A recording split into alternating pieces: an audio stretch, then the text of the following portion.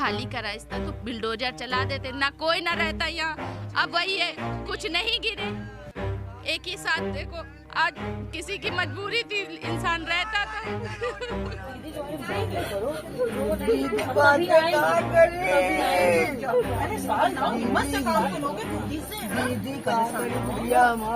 आलमबाग की ये वही रेलवे कॉलोनी है जहाँ पे एक बड़ा हादसा हुआ है। एक ही परिवार के 5 सदस्य की मौत हो गई है। छत गिरी है, बारिश के बाद उसकी और बुरी स्थिति हो गई थी। वैसे भी जर्जर हालत में थी। सरकार ने इसको खाली करवाया था, जो तमाम मकान खाली करवाए थे उस पर बुलडोज़र भी चल गया था। लेकिन कुछ मकान ऐसे थे जिन पे अभी बुलडोज़र नहीं चला था। वहाँ पे परिवार जो थे अभी भी रह रहे थे, वो अपना उसी स्थिति में उस मकान में रह रहे थे। हालांकि उस मकान की सरकार के द्वारा बोला गया था कि आप लोग खाली करें, उसके बाद उस पर बुलडोज़र की कार्रवाई करी जाएगी। और वही मकान देखिए यहाँ तक तोड़ दिया गया था। उसके बाद जो मकान था वही मकान गिरा है जिसमें आज एक बड़ा हादसा हुआ है। एक परिवार के 5 जो सदस्य थे वो ख़त्म हो गए हैं। इसमें छोटे बच्चे भी शामिल हैं। हम बात करें, सतीश चंद मिश्रा 40 वर्ष के थे, उनकी बीवी सरोजनी देवी 35 वर्ष की थी, हर्षित 13 वर्ष के थे, हर्षिता 10 वर्ष की थी, अंश 5 वर्ष के थे। आपको दिखाते हैं रेलवे कॉलोनी के वो मकान जो जर्जर हालत में है। लोग अभी भी इसमें रहने को मजबूर हैं। आप देख सकते हैं तमाम जो पड़ोसी हैं वो निकल के अपनी नाराज़गी जाहिर कर रहे हैं और उनके परिवार के लोगों को जैसे सूचना मिली वो परिवार वाले इकट्ठे हो रहे हैं। देखिए यहाँ पे तमाम जो पड़ोसी हैं वो इकट्ठा हैं, उनसे बात करेंगे, कोशिश करेंगे उनसे बात करें। कब आप लोगों को पता चला कि यह हादसा हुआ है? सुबह 8 बजे। जी। हादसा कब तक हुआ था, कुछ पता चला? अब रात हम लोग को तो पता नहीं भैया। सुबह हम लोग सब हल्ला हुआ तो आए तो देखा 5 फैमिली मर गया उसी तो ऐसे ही मकानों की जर्जर हालत है। साफ मकान पूरा। और थोड़ा आप देखिए कि सरकार की इतनी लापरवाही है, बहुत ज़्यादा लापरवाही है। सामान ले जाते हैं, उठाएंगे, लाइट तोड़ देंगे, ये कर देंगे। थोड़ा ध्यान दीजिए, आप पहुँचाइए बात सरकार तक कि जो कुछ भी हुआ सिर्फ सरकार की वजह से हुआ है बस। मेंटेनेंस कुछ है? कुछ नहीं। पानी गिरता है तो घर में पानी चूता रहता है, इंसान रह रहा है, कैसे रह रहा है इंसान। ये तो सरकार आके देख नहीं रही है कि हम लोग मर रहे हैं कि जी रहे। इसमें सरकार की सारी गलती है, सरकार देखे। सारे मकानों की स्थिति एक ही जैसी है? जी, सब कुछ यही है। और अभी देखिए 4 दिन ये चर्चा चलेगी, उसके बाद फिर बंद हो जाएगा। फिर कोई देखने नहीं आएगा कौन मर रहा कौन जी रहा। फिर कोई हादसा होगा, फिर आएंगे, फिर देखेंगे, फिर 4 दिन के बाद बंद हो जाएगा। कोई देखने नहीं आता कि कौन मर रहा कौन जी रहा है। देश के हैं हम लोग रहते हैं, हम लोग समझते हैं कि हाँ बिजली जा रही है, लेकिन थोड़ा कॉपरेट तो करना चाहिए सरकार को। हम लोग भी कमाल नागरिक है इस देश के, इस मारे। ये जो परिवार पूरा दब के ख़त्म हुआ है, आज एक बहुत ऐसा बड़ा हादसा हुआ है।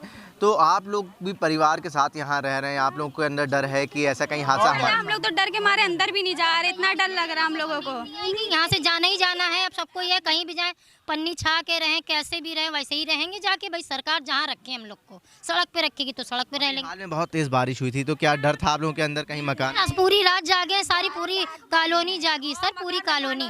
क्या कर सकता है? हमारे जेठ की लड़की है। कब पता चला? आज सुबह 8 बजे पता चला भैया। किसको जिम्मेदार मानती इतने बड़े हादसे?